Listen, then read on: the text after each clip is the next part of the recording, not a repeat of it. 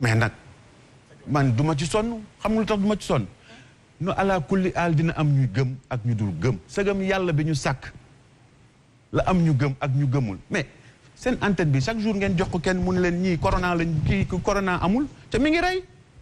D'accord. Alors dañuy dugg ci beneen partie mu di emploi des jeunes parce que gis nañ quand même le président de la République mu jiite woon conseil présidentiel sur l'emploi des jeunes mu nekk situation boo xamante ne ñu ngi koy gis fii dans ce pays cette problématique de l'emploi des jeunes. Vous avez été ministre de la jeunesse. Est-ce que vous vous sentez pas un peu responsable par rapport à cette situation tey jii fu ñu toll encore une fois ñuy waxaat waxu xëy ndaw yi. Bon, je me sens encore plus responsable que même niveau bi ngay wax parce que j'ai pas nekkuma woon ministre de la jeunesse rek. dama nekkoon ministre de la jeunesse et de l'emploi. loolu moo taxoon ñu teg sama tutelle programme bu mel nii comme Prodac bi ngay wax. gis nga pour wax la ni que fii réew mi nit ñi dañoo chaque jour nga dégg bi fi problème mu coude yi amee est-ce que dañu bi fi problème mu coude université.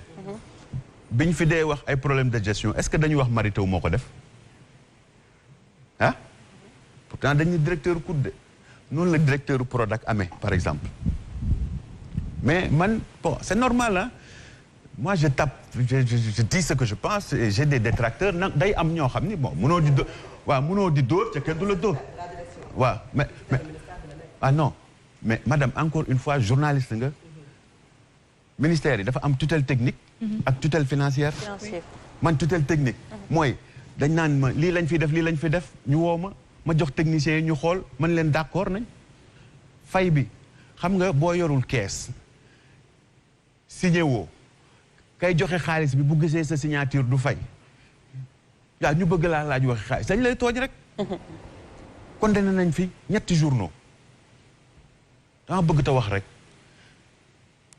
ki ma jàpp ni ko toog na fii yëpp def ko Amadou Ba toog na ci télé daan ni c'était un malentendu ki gère Prodac nee na ñëw ne non nee na 29 milliards yi feeñ na ministre ba ko jiite nee na 29 milliards yi feeñ na yéen ki ngeen war a laaj mooy fan la 29 milliards yi duggoon. D'accord ba réer ba ñëw bay feeñ mais du man affaire emploi. Je pense que amatul luñ ci mën a expliquer parce que ku wax dëgg wax rek ca yàlla tax xam ni jafe-jafe bi gën a metti ci ndawu Sénégal emploi la mais tamit dañuy wax dëgg weesuwul ku ci nekk sa kër am nga fa ku war a liggéey ci liggéeyoo mais ku ci nekk sa aqulay taala ak sa tëraaylu bàmmeel ni ko olof yi waxee xoolal ki nekk sa kër war a liggéey ci liggéeyul ndax am na métier ki am ñaar fukki at ak juróom war a liggéey ci liggéeyul bu amulee métier kooku du fatu Macky Sall fii ak fukki at ak juróom wala ñaar fukki at ndaw bi war a liggéey bu amulee métier loolu mooy responsabilité Macky Sall bi ñu ñëwee mais monsieur le ministre au même moment on entend parler des diplômés sans emploi également. Non mais madame y a une très grande différence moom laa la wax. l'éducation. waaw am na c'est-à-dire am na ay diplômés yu am qualification am métier ci amuñu liggéey mais loolu expliqué naa pour lan parce que fii liñ fi fekk mooy école enseignement bi fi amoon yëpp formation professionnelle banque finance marketing communication la ñuy def leneen amu fi woon est-ce que leneen amoon na fi amu fi yéen ñii yëpp ci école yooyu ngeen génn est-ce que Bougane mën na jël ñëpp ñaata télé ñoo fi am ñaata rajo ñoo fi am mais boo dee formé 85 000 étudiants par at ci domaine boobu am taux d'absorption yi banques yeeg lépp mënuñu absorber 1000 par année mais c'est normal que nga am 86 nga am 84 000 chômeurs. est-ce que état kon du créer conditions yi. état créer conditions. waaw conditions yi créer ko ba xam gab boobu ñu mën koy lii foofu lañ leen di xaar aussi également monsieur le ministre. mais foofu la ñu ñëw. loolu moo tax ñu créer FONGIP. loolu moo tax ñu créer ANPEJ. loolu moo tax FONSIS di accompagner yenn grandes structures. loolu moo tax convention état employeur am. fii nii Bougane bu recruter 20 personnes ay jeunes reporters yu génn CESTI mu dem déclarer ko il paye la moitié état bi moo koy jàppale ci genn wàll gi fonds boobu man bi may nekk ministère 1 milliard la woon président yóbbu na ko 15 milliards actuellement donc ñooñu nga wax président dafa waxoon ni que ñii am nañ métier nañ leen pousse ñu entreprendre mais pousse nañ mais est-ce que xëy na matul. mais accompagnement bi monsieur le ministre y a l'accompagnement également qui pose problème parce que mënoo jël ay jeunes rek nga jël leen bàyyi leen comme ça ne da nga leen di financer ñoo xamante ne peut-être xëy na tey jii amuñu li leen di qualification ak projet yi nga xamante ne moom moo ci war. désolé kenn financé wul rek bàyyi noonu li ñu def. c'est quoi mooy man fekk na ma fa. c'est-à-dire j'ai financé des jeunes yi ma financé xam nga lan lañ doon wax.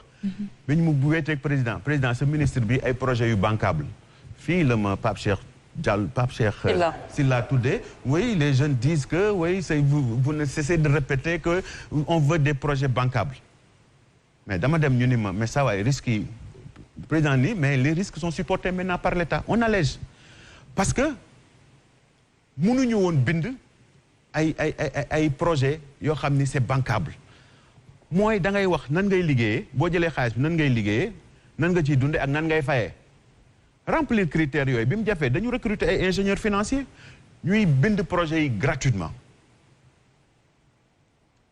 man du ma ni matale nañ dépp de mais wax dëgg yàlla def nañ kéemtalaay kàttanam. mais est-ce que waruñu woon dem ci évaluer firnde bi mooy que bi président comprendre ni que njàng mi mu méngoowul ak jamono dafa jël ay ponk yu rëy yoo xam ni nit ñi dañuy fàtte mais ci réew mi le président xëyee ni dañuy tabax ñaari université yoo xam ni dañ ko spécialisé en nouvelles technologies ak en agriculture Amadou Makhtar Mbow ak Sine Saloum ci réew mi le président entamé ay réformes. waaye des na doxul de université yi doxul de des na de monsieur le ministre. université doo ko xëy tabax ci ñaari at soxna si. mais c'est que boo waxee loolu aussi day mel ni nekk ne aussi gars yi ñu nga fay di. waaw mais des na ba tey. waaw mais mënta pare c'est sur 3 ans madame. depuis 2012 ba léegi monsieur le ministre. yàgg na nag rek ñëw fii. non mënul nekk sax mais état bi aussi am na part de responsabilité ci wàllu bi monsieur le ministre. xam nga lan mooy seen problème. bu gaawee ngeen ni ay sàcc lañ. si. non mais loolu mooy dëgg. c'est-à-dire si on écoute. l'ensemble des procédures. dem daan gis chinois bi dañu lebal ñu ne ko waa kaay taux bi baax na kaay indi sa entreprise nga tabax. ñu ni non jël na commission. nga topp procédure bi comme KMS 3 non ñi naanu ñu ndox Dakar ngay coupé ngay topp procédure bi mu jëm 4 ans ñu ne non ñi xamuñu dara donc il faut trouver le juste milieu madame. waaw waaw lim FONGIP lim yooyu noonu yëpp nga xamante ne bu fekkoon ne yooyu dox na est-ce que le 8 mars le président de la République dina jàkkaarloo ak askanu Sénégal jàkkaarloo ak sa jeunesse 9 ans après pour dire que je comprends. est-ce que yooyu tey. non amul échec boo xamante ne war ngeen nangu ne quand même vous avez échoué sur la politique de l'emploi des jeunes. non l'échec bi ñu am du Sénégal rek c'est-à-dire il faut comprendre à travers ce j'ai compris là.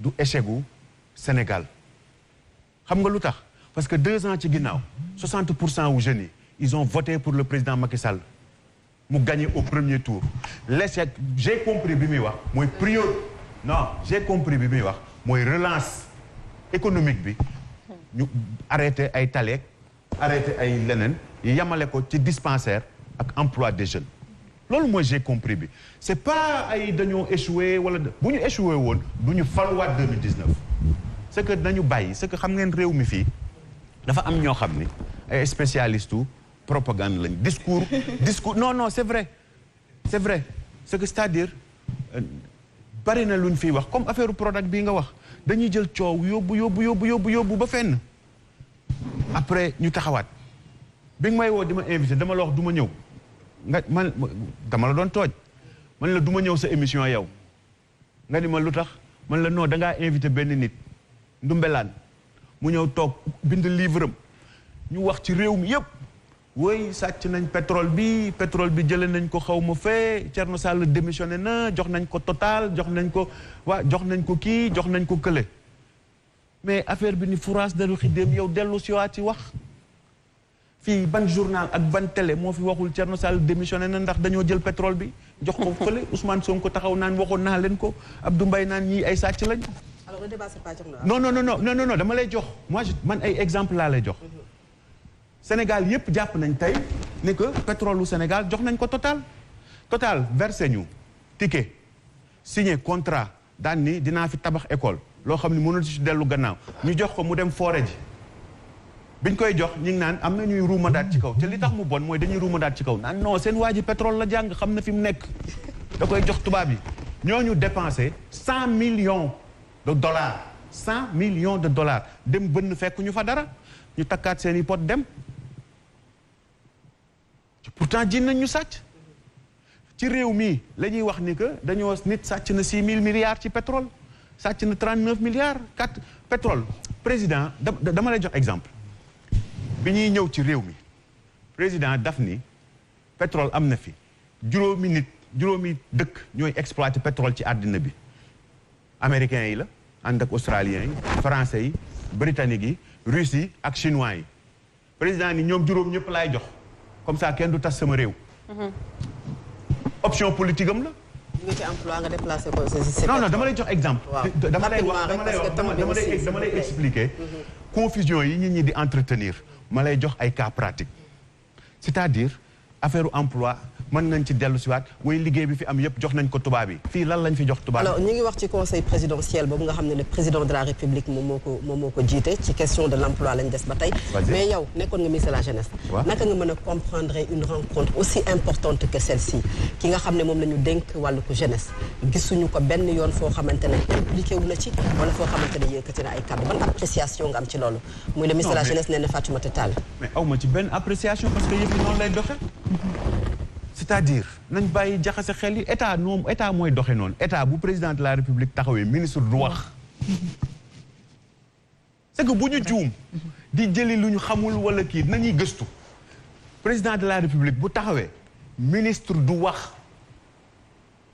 benn ministre moo wax mooy ministre bi amoon responsabilité concevoir plan bi parce que président de la république quand même waaw déedéet parce que ministre bi wax tontuwul question ministre bu ñu posé question ci sa doom président bu ñu ko laajee question ministre bi da ngay daw bind jox président mu xool bind parce que président de la république bu taxawee gouvernement doo wax tant que moom neewu la vous avez la parole. alors monsieur le ministre 450 milliards la président fas yéene dugal ci mbirum xëyu ndaw ñi ak lu ci jëm ay station des jeunes ak yi ne mel alors lan ngay tontu ñu ne agence yooyu nga fi limoon sànq ñu doon fi dugal xaalis bu bari naam kenn du ne defoo leen def ngeen mais est-ce que jotul woon ñu évaluer ba noppi xaalis bi ñu ci xëppoon fan lañ ko dugal ñan lañ ko jox ban impact la def balaa ñuy dolli beneen 450 milliards ci lu jëm ci wàllu woowu. waaw non xam nga. évaluation moom. c'est périodique. mën nga ko yëg comme mën nga ko bañ a yëg ay procédures dañ koy améliorer en fonction retour expérience yi ngay am c'est-à-dire seen kër gi procédures yi kan mooy dem ci da ngeen koy gën a tàggat en fonction de jafe-jafe yi ngeen di am. L'évaluation est périodique dans un état c'est-à-dire mënoo def gouvernance bëgg am performance te doo évaluer léegi dafa am ay niveau maa nga def évaluation bu gaaw bu moyen ak bu xóot pour xool ndax da ngay am orientation agence yi nga wax nii am na ñu toog xalaat ni que dañu war a rationaliser comme am na ñu toog xalaat ni que bu ñu rationaliser doole bi ci lay non dossiers yi day gën a tardé mieux vaut éclater pour être plus rapide que de concentrer filtre bi day gën a diis fi ñëpp di dajaloo pour mu tuuru day jafe mais bu baree man toog ay xalaat la rek. d'accord ku ci nekk da ngay xool loolu mooy jiite. loolu mooy jiite. taxawaayu DER bi nga xam ne ñu ci bëri sax ñu ngi koy ŋàññi rawatina ñi nga xamante ni ñoo bokk ci yéen ñu ci bëri gis nañu ne dañuy ŋàññi DER ni muy doxalee ni muy financé ni muy kii. donte waa ji sax mi ngi défendre wu di wax ne. mi ngi jot ay demandes. man dama koy défendre mi ngi koy satisfaire. man dama koy défendre 650 milliards. non man dama koy défendre parce que kuñ jox lu matul nga war a séddale day jafe surtout boo bëggee du am parloo. surtout boo dee wax nit ñi parce que li nit ñiy fàtte mooy dañ naan waa APR yi lañ koy jox mais waa APR yi ay sénégalais lañ mais moom tamit boo ko dégloo danaan la mais du waa APR yi rek a ci am droit am donc trouver ce juste milieu là day jafe munoo fexe ba du am ku mer ba mu ñàkk ku mer munul am non mais xoolal parce que bu fekkee ni que da nga bëgg zéro frustration doo def dara bu fekkee da ngay def ku tell boo dégg après ni damm na wala di daw reculer. dégg nañu Aliou Sall wax ci doxalinam. waaw mais attends man ñi bokk ci man ñoo ma créé ñu bokk ci ñoo ma créé waxu Prodac daa ma sa dégg opposant bu sérieux bu ci wax. ay affaire yi du ñuy bokk ci yow rek affaire yi du loolu. mais une équipe normalement da ngeen war a. mais du équipe yëpp homogène amul. parce que y a des ambitions internes ñii am na ñu gëm yàlla am na ñu gëmul yàlla. c'est le cas chez vous. waaw mais c'est le cas partout ba ci fii. ah mais bien sûr ah mais. tous les exemples sont sur nous. may nañ la ko nangul nañ la ko. en fait bu ñu naxante. c'est-à-dire mënuñu nekk lu dul ay nit. mënuñu nekk lu dul li ñu doon ñun ay sénégalais lañ ak suñuy réalité. boo demee fii ñu wax la lii boo demee fii noonu moytu lii sëriñ bi lii kërëb lii seen waa ji nee nañ ko ba song xaw ma lan mystique ba on est comme ça. dara am ci balaa ñoo génn ci conseil présidentiel parce que le président de la république il était entre promesse et menace kaddu yooyu nga xam ne yëkkati na ko jamono joo xam ne ñu ngi woote dal li mu wax ne dootu fi amati dootuñu ko nangu sëñ Mountakha def ci ay jéego l'opposition quand même am yoo xam ne bëggoon nañu ko def ñu bàyyi loolu est-ce que bu ngeen defee noonu l'opposition également du yëngatu wane boppam c'est juste une question que je vous pose ah. ñi wax yooyu buñ ma dugalaat ma dellu ci wax ji parce que day gën a ñaaw de du baax ci ñoom de ñun amuñu problème ak sëñ Mountakha amuñu suñ sëriñ la suñu kilifa la réew mi ñaan nañ njekk fexe nañ ba mu dal keneen ki waxaat bi. est-ce que war na dal le président di wax loolu. waaw ba war na la mais président moo njaboote ñëpp déglu rek du ay menace menace mooy tiitalaate ñun tiitalaate wuñu liñ nar a def la ñuy wax. kenn du mais loolu dootul amati. ak lu mënti jar loolu dootul amati. loolu dootul amati c'est-à-dire une population bu génn. une population. bu génn manifester di dem taal ay Auchan juróom fukki nit cer ay pistolet di tirer ngeen am film yi ñuy déclencher di taal ay Auchan di tiital nit ñi. loolu ngeen def ni dina amaat ci réew mi ku ko foog nax nga sa bopp balaa nga koy commencer ñu faagaagal la. parce que Mambay est de retour. non parce que c'est pas parce que Mambay est de retour parce que fii réew la que Mambay xaaratul diw mooy def diw moo dul def. loolu dong la du leneen. mais monsieur le ministre dafa mel ni su ma déggee sa kàddu dafa mel ni ci gouvernement bi am na ñoo xamante ne carrément dañoo tëlee à un point que moo tax yow nga génn tey jii ñëw taxawaay taxaw boo xamante ne. bul tax gars yi di ma gis nga xoolal. non depuis sànq léegi bu ma la dégg en fait dafa mel ni bu ma la dégg. waaw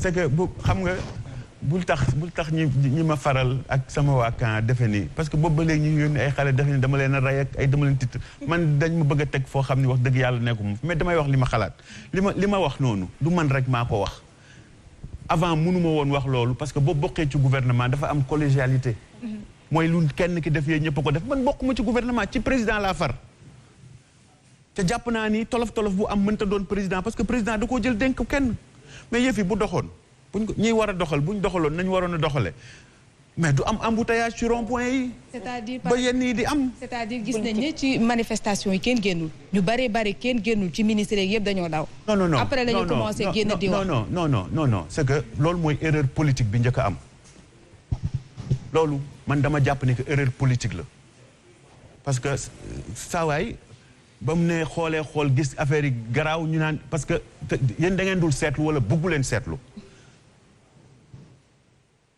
biñ xëyee ni accusé nañ Ousmane Sonko liñ njëkk a wax mooy Ousmane Sonko xamul salon de massage ba fay dem après ñu génne communiqué non on nous a accusé de terroriste de pas xaw ma lan de voleur kan lañ fi accusé terroriste mas ngeen dégg procureur Sénégal accusé leen de terroriste wala de salafiste mas ngeen ko dégg amul ñoom ñi ñuy jiiñ sàcc ay 94 milliards ñoo leen ni jiiñ ay terroriste c'est un débat politique man maa ngi nii dama ne que c'est un détraqué sexuel mu wax ay yónni ay xaleem ñu defar seeni vidéo naan sama jabar la ak sama lii la di yónni ay waaw mais accusé wu ma li Adji Sarr wax mais li Adji Sarr wax l'ampleur de ces mots waaw mais dégg moi li Adji Sarr wax ku koy def détraqué nga c'est-à-dire imaam a ngi nii duma ko wax après ñu ni mais mën naa ko wax hadis bu Tirmizi mu wax ci wàllu woowu góor wu def loolu lan la diine wax ci yow comme que bu ma waxee ñu ni dama vulgaire ak dama virulent mais diine ji mooy wax fële te ñoom ñi ñuy wootee mooy diine kuy def loolu àndoo ci diine duggoo ci diine c'est que réew mi ku bokk ci pouvoir bi yaa fi yëkkati yi kàddu parce que ñoom ñëpp ils étaient sur les plateaux. ñi nga jàpp ne défendre wuñu de gis nañ Abdou Mbow gis nañ Pape Mawo mais ñoom ñëpp yegguñu ci nangu dañuy wax ne l'affaire quand même mi ngi ci kanamu yoon ñoom mënuñu waat mënuñu dindi mais il n'y a pas de complot du côté du pouvoir mais yow yaa ñëw confirmer que c'est un détracté sexuel.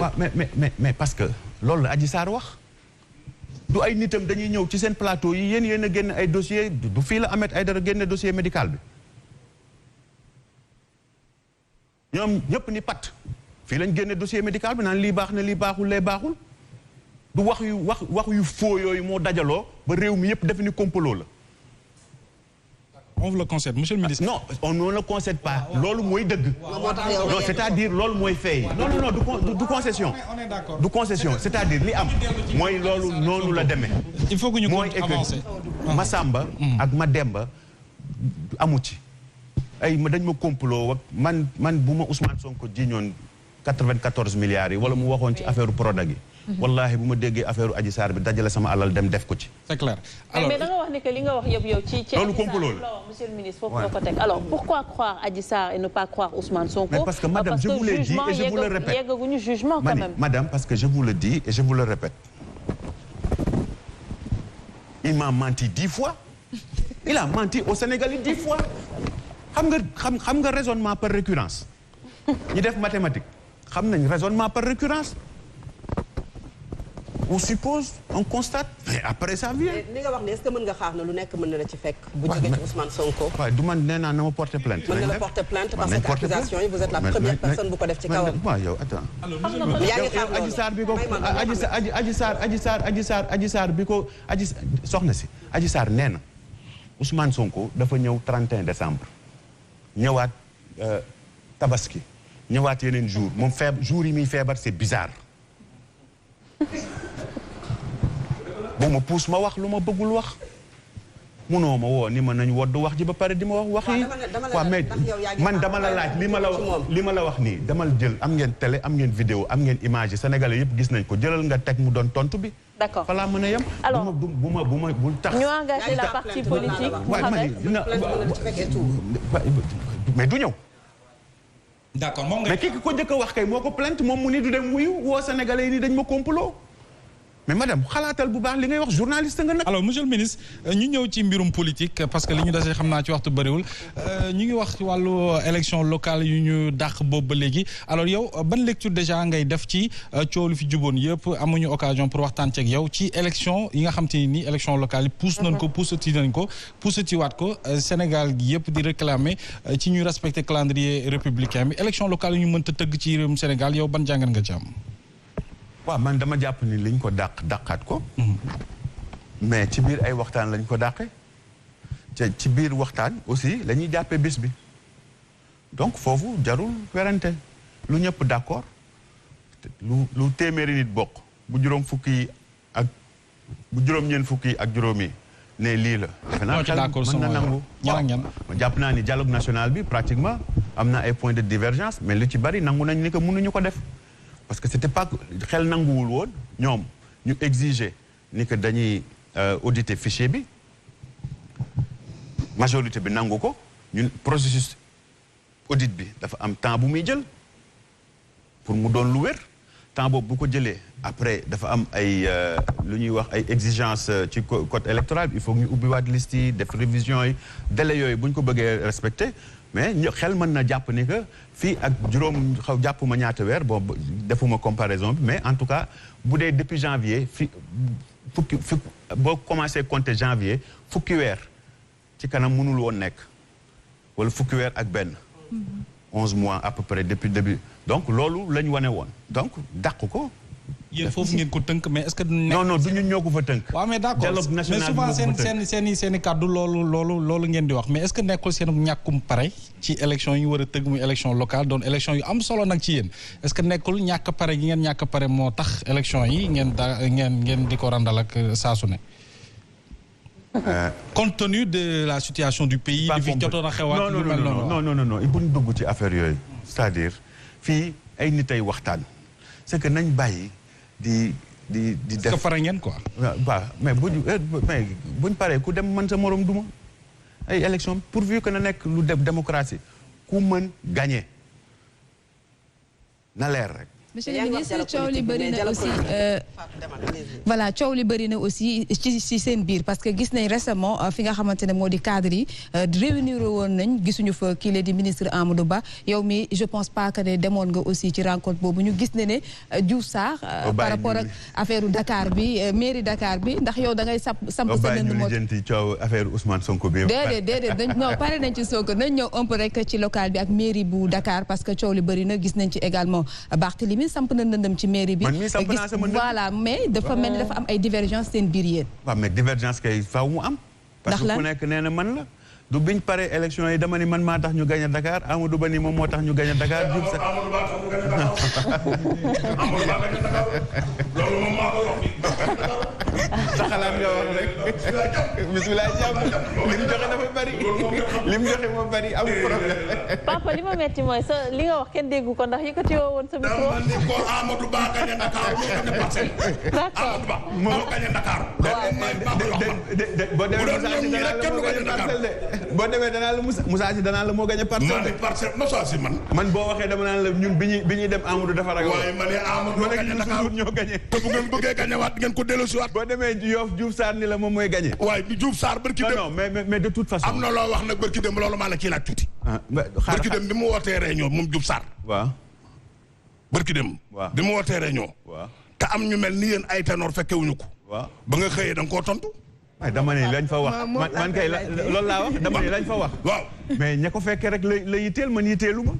kon réunion ba. sama yoon nekku ci. kon jax lépp luñ fa wax ça ne m'engage pas man kay loolu maa ko wax. loolu laa bëgg a mais maa ko wax. mais est-ce que mën nañu am un meilleur profil que Diouf Sarr bi nga xam ne gagné na Yoff et c'est un élu. yow loolu rek nga jàpp. waaw loolu laa jàpp. loolu rek nga jàpp ndax mën ngeen am yéen le pouvoir un meilleur profil que Diouf Sarr. madame encore une fois c'est ma question. madame encore une fois man je suis étonné. étonné comment. madame yow journaliste nga da nga war a gëstu processus électoral bi changé na. waaw mais déedéet mais non. waaw non mais. loolu dérangé wul quand même xam nga laa dul mën a comprendre. c'est que c'est-à-dire. boo may laaj c'est juste une question. waaw non mais c'est une question mais moom balaa buy def émission bi day préparer li may laaj moom lu nekk la may laaj. c'est-à-dire mënuñu comprendre mënuma comprendre ñu changer processus électoral bi. léegi maire suffrage direct lañ koy élire. Dakar 19 communes la. 19 benn ñaar ñett ba fukk ak juróom-ñeent. nga ni benn waay nee na dafa gagné Yoff donc mën na gagné li ci des lépp du raisonnement xam nga ku ci nekk foo am 19 il faut nga am fu nekk ñu dajale nga soogu mën a ëppale waaye Yoff rek mënuñoo gagné boo jëlee électorat wu Yoff ak électorat wu Wakaam xaw ko méngale boole ak bu Ngor. mais est-ce que xëccoo boobu yéen arrangé nañ le régime. mais non yow yaa ngi xëcc fële mais xëccoo amagul xaaral rek moo xam. waaw mais attends mais politique mooy doxe noonu. mais les ambitions ñu ngi leen di dégg. waaw mais attends nit parti bu amul ambition dañ koy bàyyi. parti bu amul ambition gis nga àddina lu nit di wax ci amoo firnde buñ la laajee firnde nga rus. li ma lay wax nii lu ma xam la man dama battre campagne Dakar élection li may wax nii ay nit lañ àndaloon référendum 19 communes man rek maa koy def législative 19 communes yi man rek maa ko def présidentielle yi 19 communes yi man rek maa ko def sinon boo génnee loolu ku ci nekk sa commune nga toog Mamba yi ngay dégg Grand Yoff tey suba nga dégg ko Médina Bamba Fall naan lu mu fiy ut dëkku fi après nga jóge foofu dégg ma Hann Bel-Air nga jóge fële dégg ma fële donc bu ñu naxante et li désolant ci réew mi mooy que foog naa yaakaar naa def loolu defarul dara li defar wax tuuti bu jëf jotee nga taxaw Pastef boo waxee dara na doon dëgg bu ma nee soxna si ci buntu bee laa ko fekk boo ma woowee man la soxna si ci buntu bee laa ko fekk. nga ko fekk yaa ngi wax sànq ci élection yi wax ci dialogue politique bi mais dialogue politique bi nga xam ne moo dàq élection locale pour une 3e fois et que votre régime quand même jël le record parce que gis nañ le régime du Parti démocratique sénégalais bu dàq élection 2 fois mais pour la première fois dans l'histoire politique du Sénégal ñu dàq élection 3 fois pour local ginnaaw bi ngeen ko dàqee dialogue politique boobu est-ce que du woon nëgg sërëx rek pour am ñenn ñi ku ci mel ne Idrissa Seck bi nga xam ne yow génn nga fii ŋaññi benn yoon benn instant mais attends man kay damaa mos a weddi ni damaa ŋàññi doxalinam du moom da doon ŋàññi suñ doxalin waaw mais ma ni moom déedéet lu tax yow nga gis man ŋàññi bu ma ko ŋàññi moom gisoo moom ŋàññi bu mu ñu ŋàññi est-ce que man dama xëy rek ŋàññi ko. kon nooy analyser rapprochement am ak président de la République. mais c'est la nécessité de réunir l'élite sénégalaise ak les dirigeants sénégalais ak le leadership sénégalais autour des problèmes yi am. ak li nga ko fi accusé lépp. waaw mais ak c'est l'utilité aujourd'hui. ma ni moom ak li mu ñu accusé yëpp. génnee ay wax yoo xam ne ci kawam. waaw du moom ban wax la génnul ci ñun. ban wax moom la génnewul ci ñun moom bu amee ngoru ñëw ñu am ngoru xaar ko. ànduma ak moom de suba duma ànd ak moom. Et si demain le président choisit Idrissa Seck comme candidat pour la présidentielle de 2024 puisque le président Macky Sall nee na moom du candidat. egguñ da ngeen organiser wu leen. egguñ foofu. bu fekkee dañ laa yónni pour ñu nga wax loo ma liñ nar a def. c'est une question kan moom a yónni aussi.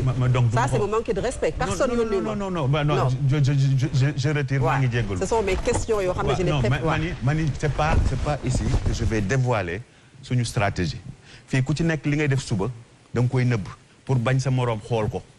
yow nag boo ma bëggee génneloo ñun li ñuy def suba mais damay jàpp ni que samay adversaire mën nañ la fekk mën nañ laa yónni loolu rek ça ne veut pas dire ni que dañ la yónni. rassurez-vous alors. waaw donc bu fekkee ni que daf la métti maa ngi jéggalu mais je dis li ñuy def suba duñ ko wax ñun parce que amu ci kenn ku yoo xam ni dajaloo nga ak sa njaboot li ngay def ak li ngay mbébét nga koy wax pourquoi ñu bëgg ñu wax loo ñun li ñuy def mu jëlal dañ ñu gësam.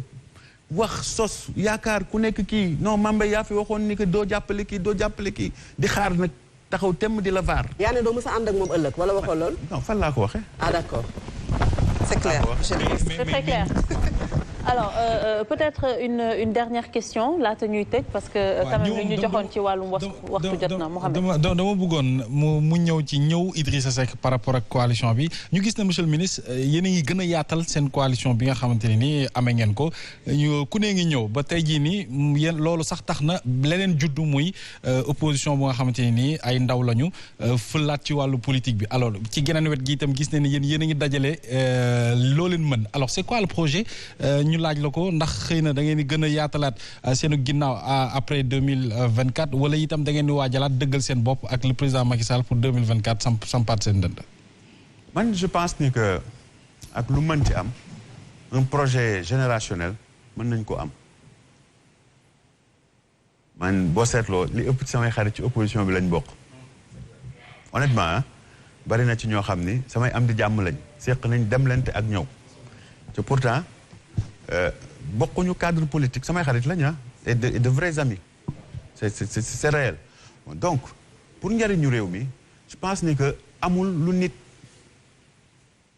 mën a bàyyi lépp lu baax lépp luy dajale ay nit yoo xam ni am nañ kàttan am nañ xam-xam am nañ ndëgërlaay pour defar réew mi mais war nañ ko mën a def man loolu laa gëm moo tax damay faral di wax ni que képp kuy ndaw mën nga ñëw jàppale président de la république ak foo mën a bokk man débattre naa ak ku nekk xalifa ñu pare ma ni ko saawaay wallaahi man bëgg naa nga ñëw parce que xam naa ni soxla nañ la nga toog fee ne du njëriñu réew mi mais ngorom moo ni ma moo tax mu ni muy Moussa Taye wallaahi mu wóor ma ni que kii am na capacité. jàpp na ñi nekk ci opposition bi.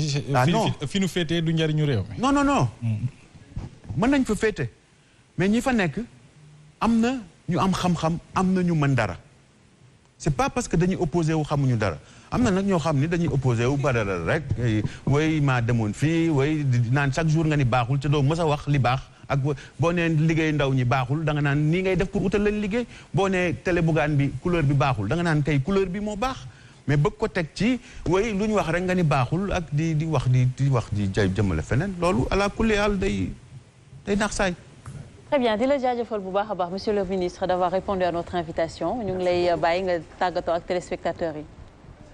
waaw merci beaucoup di jéggalu xëy na ci kàddu yi parce que juróomi nit a ma seqoon soxna Abdou maa ngi jéggalu. soxna Fatou maa ngi jéggalu. wax dëgg yàlla bëgguma woon yëkkati xol bi. du tout rassurez-vous. rassurez-vous. damay fàttali yow yaa ma invité. c'est vrai. yow yaa ma invité. ça c'est vrai. c'est-à-dire bu ma la xamul woon wallahi azim du ma ñëw. ah je sais mais dafa di bu ma toogee ci. ça c'est vrai ça amul problème. waaw loolu baax na ma expliquer rek. dañuy seetaan bu ma toogee ci jotaay chaque fois ñiy def technique. communication dañ naan la da ngay seet kanam gi nga gën a miin pour nga gën a mën a wax sa bos moo gën a moo gën a dal sama xel loolu rek la moo tax mu nuuru singali mais je ne doute nullement ci sa professionnalisme. Merci beaucoup. je ne doute xalaatuma ko sax wallahi bu ma ko xalaatoon du ma ñëw.